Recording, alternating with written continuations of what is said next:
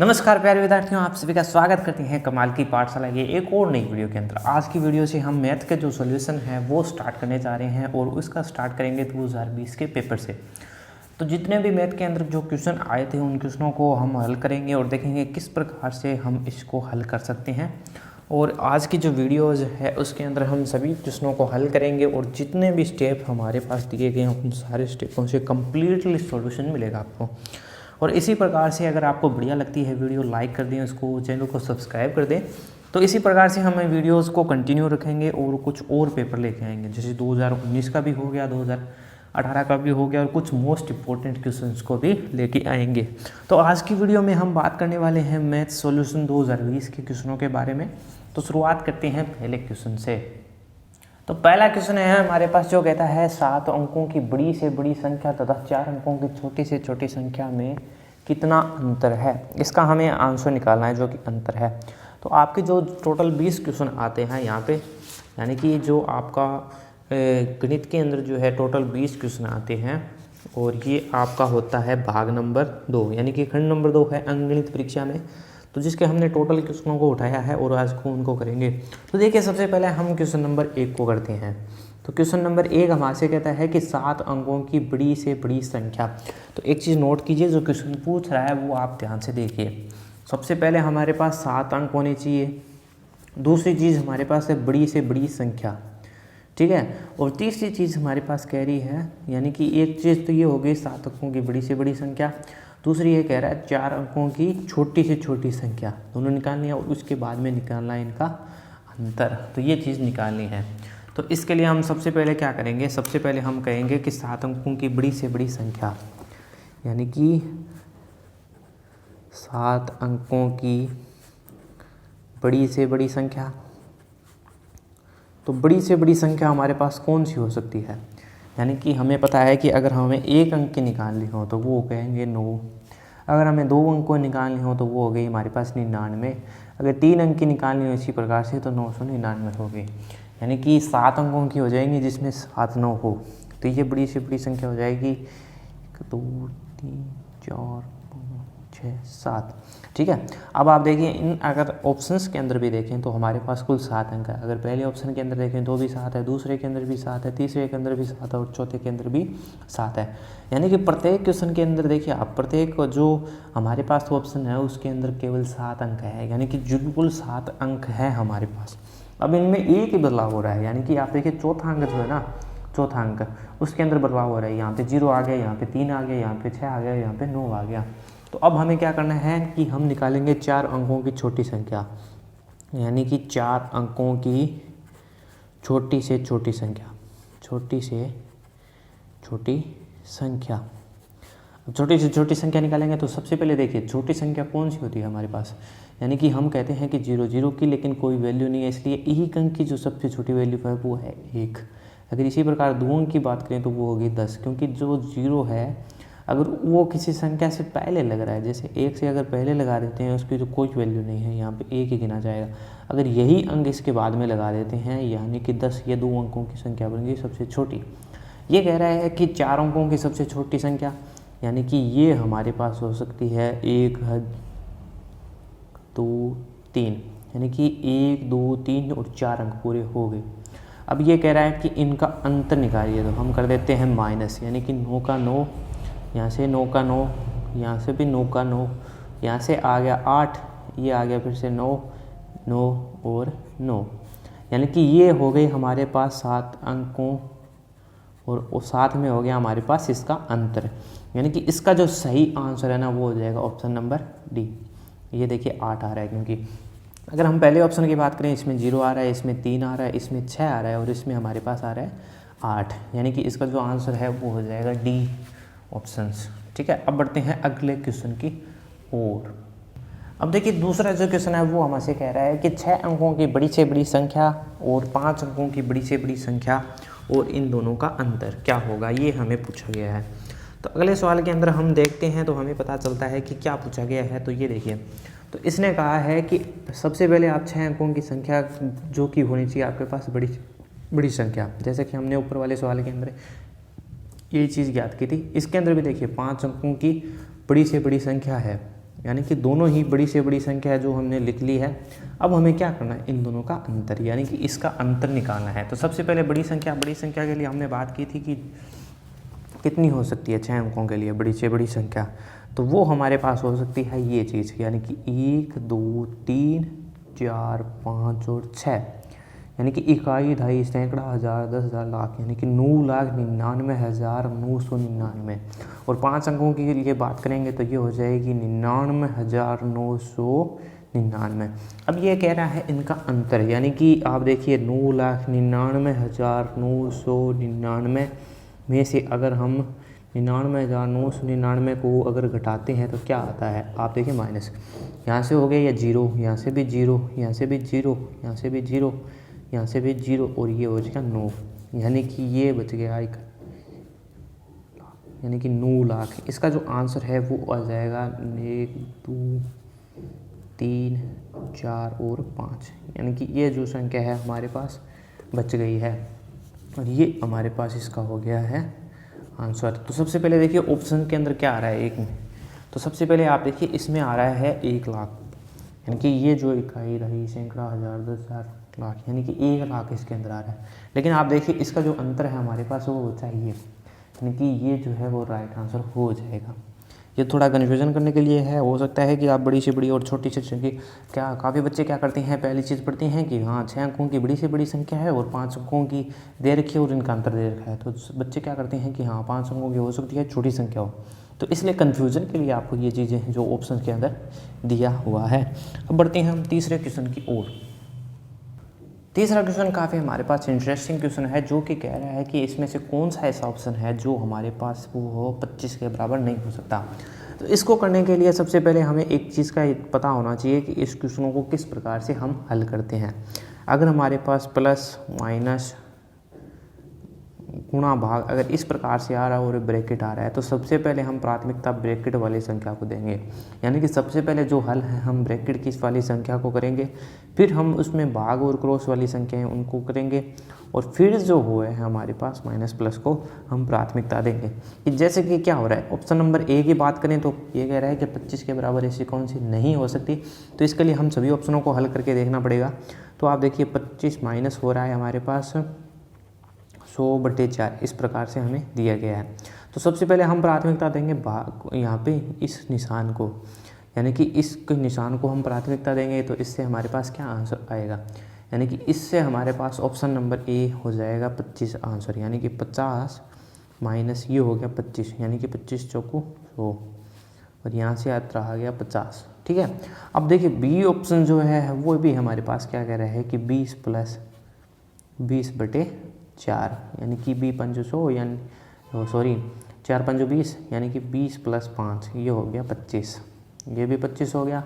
अब आप देखिए तीसरा ऑप्शन क्या कह रहा है हमारे पास, तीसरा ऑप्शन भी इसी प्रकार का है, यानी कि 10 + 5 × 2 यानी कि ये हो गया 10, प्लस में 10 - 5 ये हो गया 5, यानी इसका भी उत्तर आ गया 25, यानी कि ए बी सी और तीनों नहीं हो सकते। अब जो डी ऑप्शन है वो क्या कह रहा है, वो कह रहा है हमें 24 × 2 × 1, यानी कि 24 + 2 और ये हो गया हमारे पास 26, यानी कि इसका जो आंसर है वो 25 के बराबर नहीं आ रहा है, यानी कि इसका भी ऑप्शन नंबर डी आंसर हो गया। तो ये हो गया हमारे पास आंसर नंबर डी। ठीक है, तो इसमें क्या होगा कि आप में से काफ़ी बच्चे जो है वो ऑप्शन नंबर सी हो सकता है कर रहे हैं, या हो सकता है ऑप्शन नंबर बी करते हैं, या हो सकता है कि ऑप्शन नंबर ए भी करते हैं, सब काफ़ी बच्चे हैं, यानी कि ये थोड़ा कन्फ्यूज़न के लिए जो है इस प्रकार के जो है बनाए गए। अब बढ़ते हैं हम चौथे सवाल की ओर। तो चौथा ऑप्शन कह रहा है कि हमें x का मान निकालना है और निम्न समीकरण के अनुसार हमें निकालना है x का मान। तो इसमें सबसे पहले हम बिना किसी ऑप्शन को देखे हुए करते हैं। तो ये देखिए आपको क्या दे रखा है, पहली चीज़ जो दे रखी है आपको ये दे रखी है मिश्र भिन्न के रूप में, और इसको हम सरल भिन्न के रूप में बदलेंगे, यानी कि 11 × 3 ये हो जाएगी इस प्रकार से, यानी कि 11 × 3 और प्लस में 7 बटे हो गया हमारे पास 11, यानी कि इस भिन्न को बदलने के लिए इस प्रकार से हम गुणा करते हैं, और गुणा में हो गया 11/5। तो काफ़ी बच्चे क्या करेंगे 11 से 11 को कैंसिल कर देंगे और इसको 3 को 7 से गुणा कर देंगे, तो ऐसा हमें नहीं करना है। तो एक चीज़ ये याद रखनी है। दूसरा है ये भाग के अंदर है, तो भाग के अंदर है तो इसको हम नीचे रख देंगे, यानी कि 3/7 और गुणा में हमारे पास है x और बराबर में हमारे पास चल रहा है 4/3। ठीक है, अब देखिए हमें क्या करना है, इसको मैं यहाँ पे लिख लेता हूँ। तो ये जो वर्ग है यानी कि इसको मैं यहाँ पे ट्रांसफ़र कर दूँगा, यानी कि ये अगर भाग के अंदर है तो यहाँ पे चल के गुणा के निशान के अंदर हो जाएगा, यानी कि इसको हमने गुणा किया 33 हो गया, 33 + 7 किया ये हो गया 40, यानी कि ये हो गया 40/11 गुणा में हो गया 11/5। ठीक है, ये था हमारे पास 4/3 और भाग की संख्या आगे चल के हो गई गुणा में, यानी कि 3/7 और गुणा में हो गया x। अब जो चीज़ हमारे पास कैंसिल हो रही है उसको हम कर देंगे कैंसिल। तो सबसे पहले देखिए 11 से 11 गया, यानी कि ये आ गया 40/5 और ये गया यहाँ पे, यानी कि ये आ गया 8 बराबर में 3 से 3 कैंसिल हो गया। अब हमारे पास बच गया 4/7 और इंटू में है हमारे पास x। अब फिर से वही काम करना है कि जो चीज़ गुणा में है, यानी कि ये यहाँ पे चलेगी, यानी कि इसको रखेंगे 8/1 बराबर 4/7 और x, यानी कि अब हम जब इसको चेंज करेंगे तो ये जो गुणा के अंदर था वो इससे गुणा हो जाएगा और ये जो है वो इससे गुणा हो जाएगा, यानी कि यहाँ से हमारे पास x बराबर आएगा 8 × 7/4।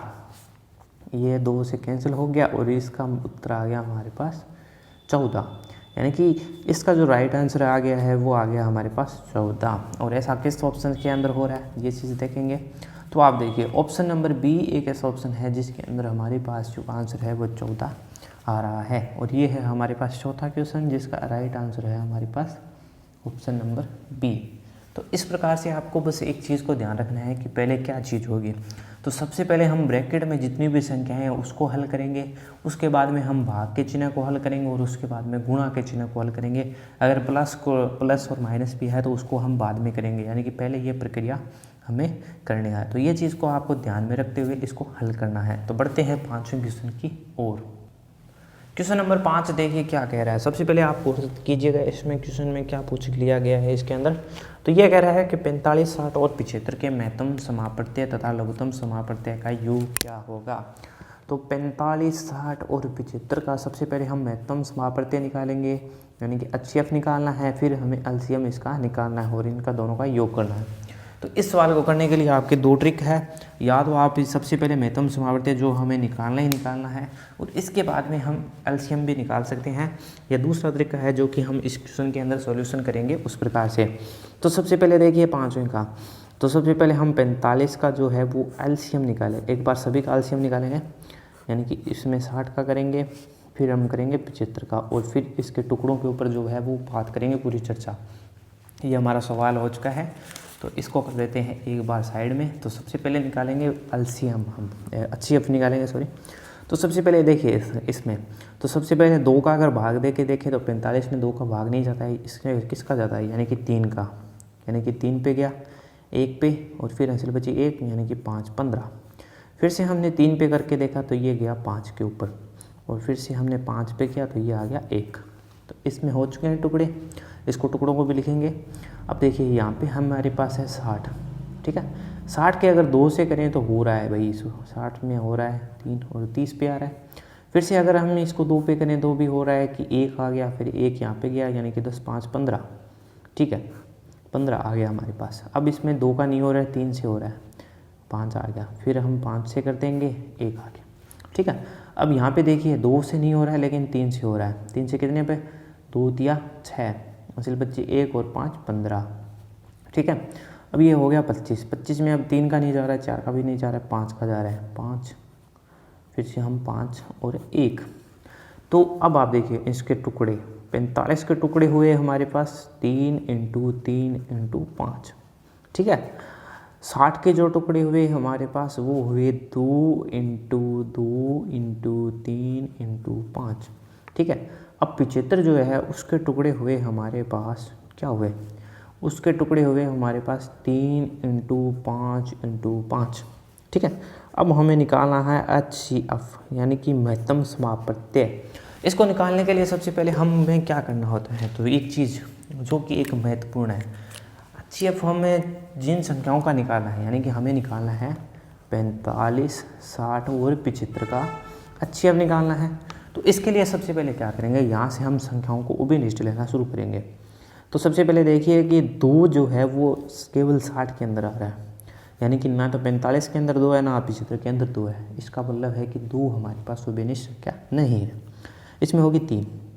इसमें 3 कितनी बार है, सबसे पहले एक 3 को लेते हैं हम, यानी कि इसमें से एक 3 को ले लिया, इसमें से एक 3 को ले लिया और इसमें से एक 3 को ले लिया, यानी कि 3 हमारे पास यहाँ पे आ गया। अब आप देखिए यहाँ से 3 है लेकिन इसमें कोई भी 3 नहीं है, यानी कि अब उभयनिष्ठ 3 को नहीं ले सकते। अब यहाँ से हमने लिया 5 को, यहाँ से भी हमने लिया 5 को, यहाँ से भी लिया हमने 5 को, यानी कि 3 और 5 दो ऐसी संख्या है जो उभयनिष्ठ निकल गया। इसके अलावा कोई भी उभयनिष्ठ नहीं है, यानी कि 15 इसका निकल गया हमारे पास HCF। ठीक है, अब है एलसीएम निकालना है भाई। हमें एलसीएम निकालने के एक और तरीका है। एलसीएम निकालने के हमारे पास 2 तरीके हैं। एलसीएम जो है वो निकालना है हमें अगर, तो उसके लिए 2 तरीके हैं। पहला तरीका तो ये है हमारे पास कि हम 45 कर दें, 60 कर दें और 75 को कर दें और इसका एलसीएम निकाल दें। लेकिन अगर आपके पास अगर HCF हो तो आपको एलसीएम निकालने की कोई ज़रूरत नहीं है। क्यों?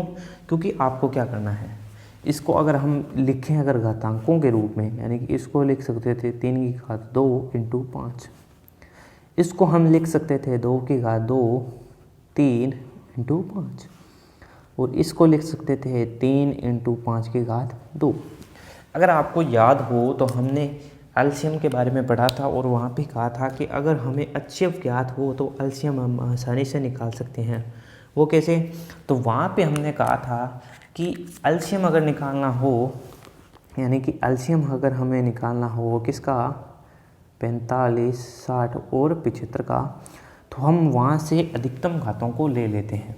तो देखिए सबसे पहले देखिए 3 की घात 2 अधिकतम मिल रही है, इसमें 3 की घात 1 है, इसमें 3 की घात 1 है। सबसे पहले 2 से शुरुआत करेंगे, 2 की घात अधिकतम हमें केवल इसमें मिलती है तो इस घात को ले लेंगे, यानी कि 2 की घात 2, यानी कि इसको 2 बार गुणा में लिख दिया। अब यहाँ पे 3 की घात अधिकतम हमें 2 मिलती है, इसमें 1 है, इसमें 1 है, तो इसमें 2 अधिकतम घात कितनी मिलती है, इसको भी हमने ले लिया। और 5 की जो अधिकतम घात है वो इसमें हमें 2 मिलती है, यानी कि ये हमने ले लिया। ठीक है, इतना काम हो गया ना। तो ये ही हमारे पास एलसीएम निकल चुका है। अब इसको करेंगे आपस में मल्टीप्लाई और ये हमारे पास निकल चुका है। तो देखिए सबसे पहले हम इसको करेंगे, अगर ये हो गया 25, ठीक है, इसको ना करके हम क्या करेंगे, इसको 2 टुकड़ों में तोड़ देंगे, यानी कि सबसे पहले हम इसको करेंगे इससे, ये हो गया 10, फिर हम इसको करेंगे, यानी कि ये हो गया 30 × 30, ये हो गया 900। अब हमारे पास जो एलसीएम है वो आ चुका है 900। आप चाहे तो इस तरीके से भी निकाल सकते हैं, इस तरीके से भी यही एलसीएम आएगा। अगर आप चाहें तो इस तरीके से भी निकाल सकते हैं, लेकिन आपको ज़रूरत क्यों है, HCF आप से भी निकाल चुके हैं, एलसीएम निकालने की कोई आवश्यकता नहीं है। इस प्रकार से करेंगे। तो प्रश्न में यह कहा गया था कि 45, 60 और 75 का आप HCF और एलसीएम निकालिए और उनका योग कर दीजिए। तो ये चीज़ आ चुकी है हमारे पास, LCM + HCF निकालेंगे और इन दोनों का योग कर देंगे। तो देखिए, तो ये हमारे पास आ चुके हैं, पहले से मौजूद है। एलसीएम हमारे पास है 900 और HCF जो है हमने निकाल चुके हैं वो है +15, यानी कि ये आ गया 915, यानी कि इसका जो राइट आंसर है वो हो गया हमारे पास 915। ठीक है, अब ये यहाँ पे लिख देता हूँ मैं, यानी कि 45, 60 और 75 बराबर हमारे पास है 915। ठीक, 915 हमारे पास आ चुका है। अब हम ऑप्शंस के अंदर चलते हैं। अब आप देखिए, पहला ऑप्शन हमें कह रहा था 330 निकल रहा है, दूसरा 960 तक जा रहा है, तीसरा 915 जा रहा है। इसका जो राइट आंसर है वो हमारे पास है 915। ठीक है, ये तो हमारे पास है राइट आंसर। अगर चौथा ऑप्शन आप देखोगे तो वो जा रहा है 630, यानी कि ये हो गया हमारे पास 5वां क्वेश्चन। अब हम चलेंगे छठे क्वेश्चन की ओर। तो छठा क्वेश्चन देखेंगे। अगर समझ में आया, कोई भी दिक्कत है तो आप कमेंट बॉक्स में लिख दें, उसका जो हम सॉल्यूशन करेंगे। अब हमारे पास है छठा क्वेश्चन, जो कि हमें पास इस प्रकार से दे रखा है। यानी कि छठा क्वेश्चन है, वो कह रहा है कि 3/8 में आप भाग दे दीजिए 5/3 माइनस 1/6 और इसमें आप जोड़ दीजिए 5/8। ऑप्शंस को भी हम देखेंगे, लेकिन पहले हम करते हैं सॉल्यूशन। तो इस प्रकार के अगर सवाल आते हैं ना, तो उसमें आप एक प्रिंट को देख लीजिएगा कि यहाँ पे जो चिन्ह है ना, यानी कि मेरे कहने का मतलब है कि यहाँ पे जो चिन्ह है वो भाग का है और यहाँ पे प्लस का है। तो आप देखिए, भाग का चिन्ह हम इस प्रकार से लिखते हैं और प्लस का चिन्ह हम इस प्रकार से लिखते हैं। क्यों कह रहा हूँ? क्योंकि काफ़ी बार जो प्रिंटिंग में हमने देखा है कि जो भाग का चिन्ह है कुछ प्लस के चिन्ह का जैसा दिखता है। तो इस प्रकार का विशेष ध्यान रखना है कि आपको भाग का चिन्ह कहाँ पे और प्लस का चिन्ह कहाँ पे है। ठीक है, अब आप देखिए, इस सवाल को हम करने से पहले सबसे पहले देखिए, ये हमें दे रखा है कि 3/8 में हमें भाग देना है 5/3 माइनस 1/6 और इसके अंदर हमें जोड़ना है 5/8 को। ठीक है, इतना करना है हमारे पास। तो सबसे पहले हमने कहा था, अगर हमारे पास सबसे पहले हमें अगर गुणा भाग के अंदर आ रहा है तो गुणा भाग को हम प्राथमिकता देंगे, लेकिन अगर ब्रैकेट भी आ रहा है ना हमारे पास, तो सबसे पहले हम उस ब्रैकेट को हल करेंगे। और यहाँ पे देखिए, हमारे पास एक ब्रैकेट है, सबसे पहले इस ब्रैकेट को हल करेंगे, फिर इस भाग की संख्या को हल करेंगे। और वह भी चीज़ हमने पढ़ा है कि भाग की अगर संख्या को गुणा के अंदर चेंज करें तो किस प्रकार से चेंज कर सकते हैं। तो सबसे पहले देखिए, हमारे पास है 5/3 माइनस 1/6। ठीक है, अब इस संख्या को हम हल करने जा रहे हैं। तो इसमें सबसे पहले हमें लेना है जो नीचे वाली संख्या है उसके कॉमन, यानी कि इसको विनिष्ट लेने के लिए हम सबसे पहले दोनों संख्याओं को लिखेंगे और एलसीएम लेंगे। यानी कि 3 पे गया 1 और 2, फिर हमें 2 पे गया यानी कि 1 और 1, यहाँ से आ गया हमारे पास 6 आ गया। तो सबसे पहले आपको क्या करना है कि 6 आ गया, यानी कि सबसे पहले अगर आप इसको करेंगे तो यहाँ पे होएगा 6 इन भाग में 2 इंटू कर देंगे 5 और माइनस में करेंगे हम 6/6 इंटू 1। कहने का अर्थ है कि इसमें हम देंगे भाग, यानी कि 6/3 करेंगे, फिर ऊपर वाली संख्या से कर देंगे गुणा, यानी कि 10 माइनस 1/6, ये आ गया हमारे पास 9/6। ठीक है, 9/6 आ चुका है, यानी कि ये आप देखिए 3/8 भाग 9/6 इतना है ना, प्लस 5/8। तो अब हम करेंगे इस भाग की संख्या को हल। अगर हम इसको गुणा के अंदर चेंज करते हैं तो हमें पता है कि ये दोनों संख्याएं जो है वो पलट जाएंगी, यानी कि ये जो संख्याएं हैं वो आपस में पलट जाएंगी। किस प्रकार से? देखिए, 3/8 करेंगे, फिर इस यहाँ पे लगाएंगे गुणा का चिन्ह, तो ये दोनों संख्याएं होगी 6/9, इस रूप में लिख देंगे। ये दोनों पलट गई हैं, इस प्रकार से हम इसको पलट सकते हैं। या आप देखिए, इस प्रकार से भी कर सकते थे कि 3/8 और भाग में हो गया हमारे पास 9/6, और जब इसको उल्टा लेके जाते हैं तो ये हो जाता है 3/8 इंटू 6/9। ये चीज़ हो गई ना जी, इस चीज़ को भी रूप में रख सकते हैं हम। ठीक है, अब आप देखिए, अब क्या करने जा रहे हैं हम, इसको और हल करेंगे। इसको और हल करेंगे तो इसको हम साइड में थोड़ा ऊपर कर लेता हूँ मैं एक बार। तो और हल करेंगे तो ये देखिए, यहाँ से 8 को नहीं काटेंगे, क्यों? क्योंकि यहाँ पे भी 8 है और यहाँ पे भी 8 है, 8 की एक बार आवश्यकता है, तो इसको हम कैंसिल नहीं करेंगे। तो अब हम काटने वाले हैं इसको, हमारा कहाँ गया पेन? तो देखिए, किसको काटने वाले हैं, तो सबसे पहले देखिए, इसको यहाँ से क्रॉस किया तो ये आ गया 3। ठीक है, यानी कि 3 3 9। इसको इससे क्रॉस किया तो यहाँ पे आ गया 2। कहने का मतलब है कि हमारे पास बचा 2/8 प्लस 5/8। कट तो ये भी रहा था, लेकिन यहाँ पे भी 8 है, यहाँ पे भी 8 है, इसके लिए हमने इसको नहीं काटा। क्यों? क्योंकि अगर हम यहाँ पे उभयनिष्ठ लेंगे तो 8 आ गया, ऊपर है 2, प्लस में है 5, ये आ गया 7/8। तो इसका जो आंसर है वो हमारे पास हो गया 7/8। अब हम ऑप्शंस के अंदर चलेंगे और देखेंगे कौन सा ऐसा ऑप्शन है जो कि हमें कह रहा है कि भाई इसका जो आंसर है वो है 7/8। तो चलिए, ये था हमारे पास क्वेश्चन, और ये है हमारे पास ऑप्शन नंबर सी, जो कह रहा है हमारे पास ये है 7/8। आप एक चीज़ देखिए, इसमें एक भिन्न के रूप में भी दे रखा है। भिन्न के रूप में जब होगा जब हमारे पास इस प्रकार से हो, यानी कि अंश बटे हर हो, और जो अंश है ना वो हर से बड़ा हो। अगर अंश जो है वो बड़ा है हर से, तो भिन्न के रूप में आ सकता है। लेकिन आप यहाँ पे देखिए 7/8 जो हमारे पास उत्तर आ रहा है, इसमें अंश का जो मान है वो हर से क्या छोटा है, इसलिए ये भिन्न के रूप में नहीं हो सकता। अगर हम इस भिन्न को सरल रूप में लिखें तो ये है 9/8, यानी कि अब देखिए यहाँ पे जो अंश है ना वो बड़ा है हर से। तो इस कारण ये जो एक चीज़ ये भी है, कुछ क्वेश्चन में हो सकता है कि हमें भिन्न के रूप में दिया गया हो, तो किस प्रकार से भिन्न के रूप में हो सकता है ये भी हमने सीख लिया। तो अब बढ़ते हैं 7वें क्वेश्चन की ओर। अब आप देखिए 7वां क्वेश्चन हमें क्या कह रहा है, समय करना है x का मान की गणना। कहने का अर्थ है कि 15 माइनस हमें दे रखा है 15/15 गुणा में है हमारे पास 6 और बराबर में है x।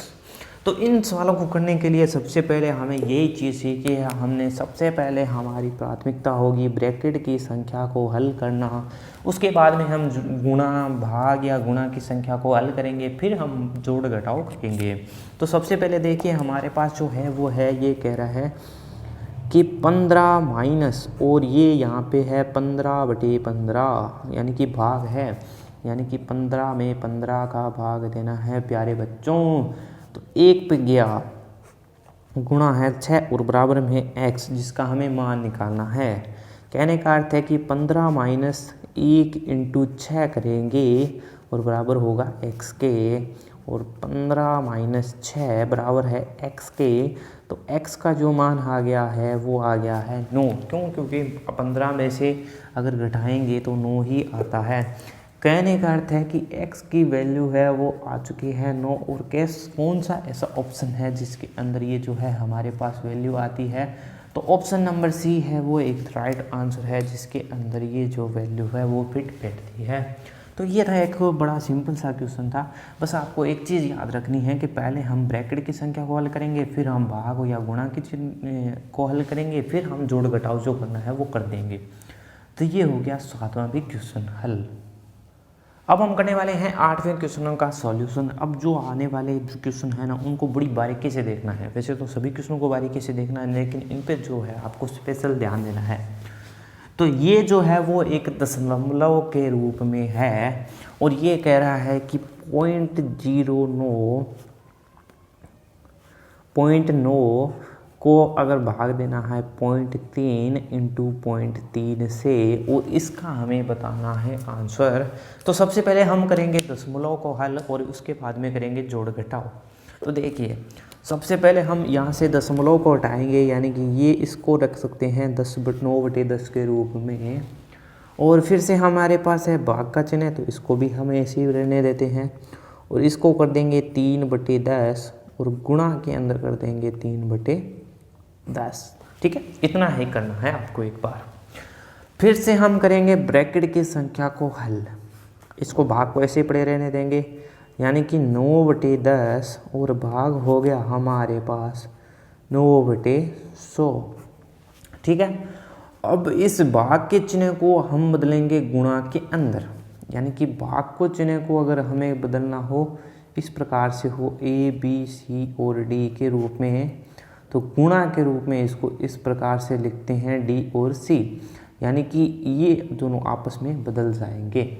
यानी कि इसको हम लिख सकते हैं 9/10 गुणा 100/9। और अब देखिए 9 से 9 गया, 9 से 9 कैंसिल, 1 0 से 1 0 कैंसिल। कहने का अर्थ है इसका जो आंसर है वो आ गया है हमारे पास 10। बस सवाल हो गया। बड़ी आसानी से बारीकी से आपको देखना है कि इसको जब हम हल करेंगे ना तो इसका जो आंसर है वो 10 आना चाहिए। कौन सा ऐसा ऑप्शन है जो हमें कह रहा है कि वो 10 आ रहा है? तो ऑप्शन नंबर डी है हमारे पास, जो कह रहा है कि आपको जो आंसर है ना वो ऑप्शन नंबर डी है भाई, कि आंसर 10 है। अब बढ़ते हैं हम अपने 9वें सवाल की ओर। तो अब हम 9वें सवाल को देखेंगे किस प्रकार का क्वेश्चन है हमारे पास। अब हम बढ़ेंगे क्वेश्चन नंबर 9 की ओर। इसको आपको देखना है एकदम बारीकी से, क्योंकि ये जो है वो घुमा फिरा के कुछ चीज़ें पूछने वाला है, उसका हमें देना है ध्यान। तो सबसे पहले देखिए क्वेश्चन नंबर 9 क्या कहता है। यदि एक संख्या बी संख्या दे रखी है, अन्य संख्या सी से 10% कम है, यानी कि 10% कम है, 10% कम दे रखी है, तो इसको हम लिखेंगे सी से 10% कम भी करेंगे, सभी कुछ काम करेंगे। ये दे रखी है 10% कम, कम पे ध्यान देना है आपको, अधिक और कम पे देना, ठीक है। दूसरी चीज़ कह रहा है कि सी जो है ना वो 150 से 5% अधिक है। तो सबसे पहले हम निकालेंगे सी की वैल्यू, बी का मान पूछा है हमें, तो सबसे पहले हम निकालेंगे सी की वैल्यू, फिर हम इसको पुटअप कर देंगे बी के अंदर, ठीक है। तो सबसे पहले देखिए हमें क्या करना है। तो आप में से ज़्यादातर बच्चे यानी कि सभी बच्चे जानते होंगे पॉइंटों की संख्याओं किस प्रकार से हल करते हैं। तो सबसे पहले हम निकालेंगे सी का मान। सी कह रहा है, यानी कि 9वां क्वेश्चन है हमारे पास, सी कह रहा है कि 150 से 5% अधिक। अधिक का मतलब है जोड़ किस प्रकार से, यानी कि 150 के अंदर हम इसको जोड़ेंगे। 150 से का मतलब हो गया 5/100। इसको जोड़ते ही हमें सी का मान पता चल जाएगा कि 150 है ना उससे भी 5% अधिक है। जोड़ा क्यों? क्योंकि ये कह रहा है कि 150 है ना उससे भी 5% अधिक है, यानी कि 5% एक्स्ट्रा है। तो इसके लिए हमने कर दिया इसमें जोड़, यानी कि 150 प्लस 150 × 100, ठीक है। अब आप देखिए हम क्या करते जा रहे हैं। तो सबसे पहले हमारे पास है यहाँ पे 150 है, 150 है, प्लस के अंदर हमारे पास 1 0 से 1 0 कैंसिल हो गया। कहाँ पे गया हमारा पेन? तो देखिए 1 0 से 1 0 हो गया हमारे पास कैंसिल। दूसरा है हमारे पास 5/15, यानी कि 25 अंशुल बच्ची 2, 5 और 7, ये आ गया 75/75 है हमारे पास 10, इसका मतलब हो गया ये 7.5, ठीक है। तो यानी कि इस पद को जब हमने हल किया तो ये आया हमारे पास 7.5, ठीक है। अब यहाँ पे देखिए ये इसका जोड़ करना है, हमारे पास 0 0 है और यहाँ पे है हमारे पास 7.50 मान सकते हैं हम। तो ये आ गया 50.75 और 1, यानी कि सी का जो मान आ गया ना वो आ गया 157.50, ठीक है।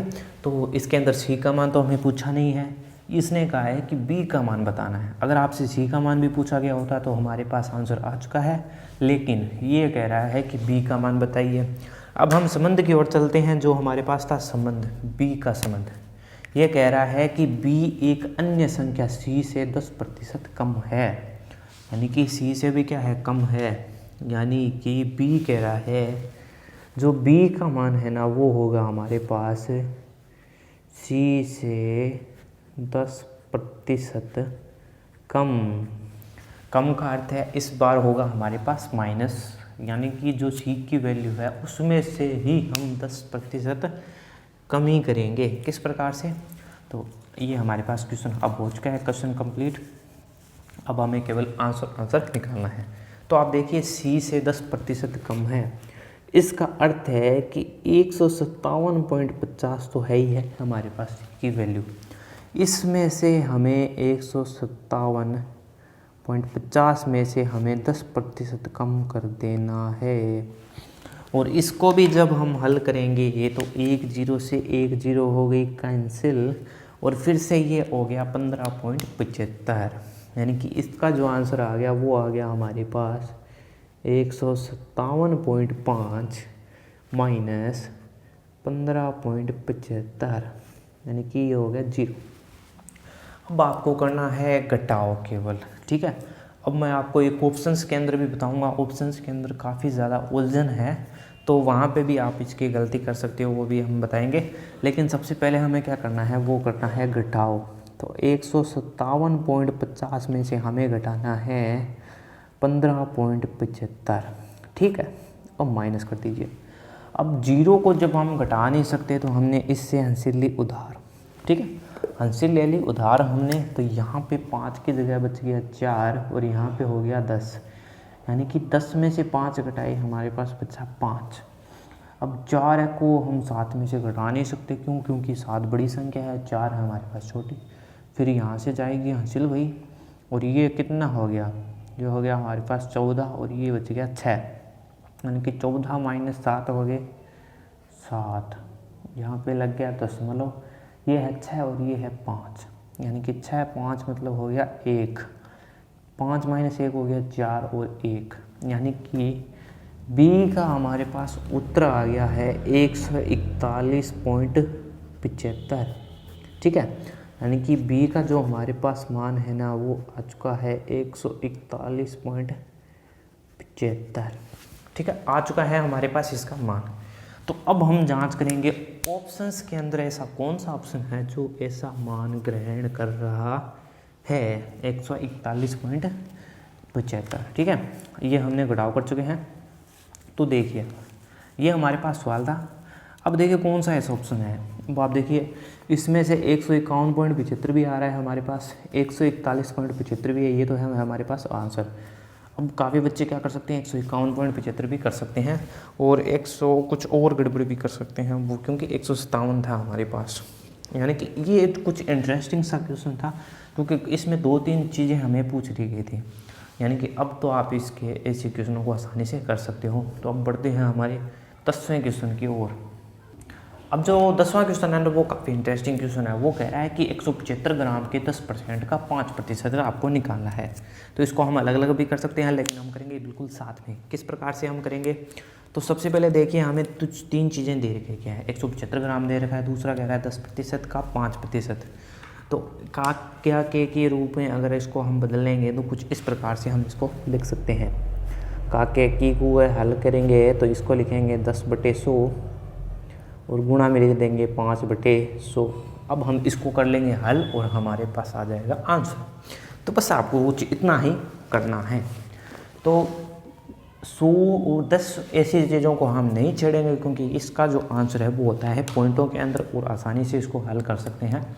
क्योंकि अगर हम इसको काट देते हैं तो कुछ जो पॉइंटों के अंदर हमें भाग देने में दिक्कत हो सकती है। तो यहाँ से ये गया, इसका अर्थ क्या है, 175 गुणा 5, 5 का किया 25, अंशुल पाई 2, 35 और 2 37, अंशुल पाई 3 और ये हो गया बंद। भाई ऐसे थोड़ी ना करते हैं, कोई पेन हो गया हमारा बंद। और फिर हम करेंगे यहाँ पे 5 और 3 8, यानी कि 8।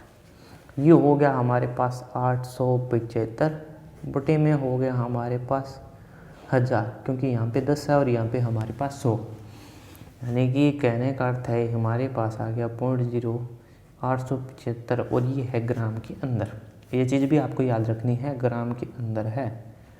अब हमारे पास ये है हमारे पास आंसर, यानी कि उत्तर। ठीक है, ये उत्तर हमारे पास आ चुका है। यहाँ पे प्रश्न में दिया गया था कि 175 ग्राम के 10% का 5%, और ये है हमारे पास इसका आंसर। तो इसका जो राइट आंसर है वो है 0.875 ग्राम। ये चीज़ें आप याद रखिएगा। कौन सा ऑप्शन है जो हमें कह रहा है, तो ऑप्शन नंबर सी जो है वो कह रहा है कि आपके पास जो है वो 0.875 ग्राम है। अब आप देखिए प्रत्येक क्वेश्चन में अलग अलग है, यानी कि इसमें 8.75 ग्राम है और थोड़ी जो कैलकुलेशन की हो सकती है आप मिस्टेक कर दें। तो इसलिए हमें जो 10 और 100 जैसे ऐसे अंक है ना, जो अगर आपके भाग में अगर 10 आ जाए 100 आ जाए, अगर इस प्रकार के अंक आते तो उनको आपको चेंज नहीं करना है। क्यों चेंज नहीं करना है, क्योंकि आपको अगर उसको उत्तर को ऑप्शन को भी देख के समझ सकते हो आप। अगर दशमलव के अंदर दिए गए हैं तो ऐसी संख्याओं को आप चेंज न करें, क्योंकि ये आंसर तो आप निकाल सको, लेकिन जो समय है वो आपको काफ़ी लगेगा। क्योंकि अगर मैं मान लीजिए इसको काट देता, यहाँ से 2 से करता, तो मैं 175 में पहले 2 का भाग देता, फिर इस, यानी कि थोड़ी कैलकुलेशन और बढ़ जाती है हमारी। तो चलिए ये हो गया हमारे पास क्वेश्चन नंबर 10।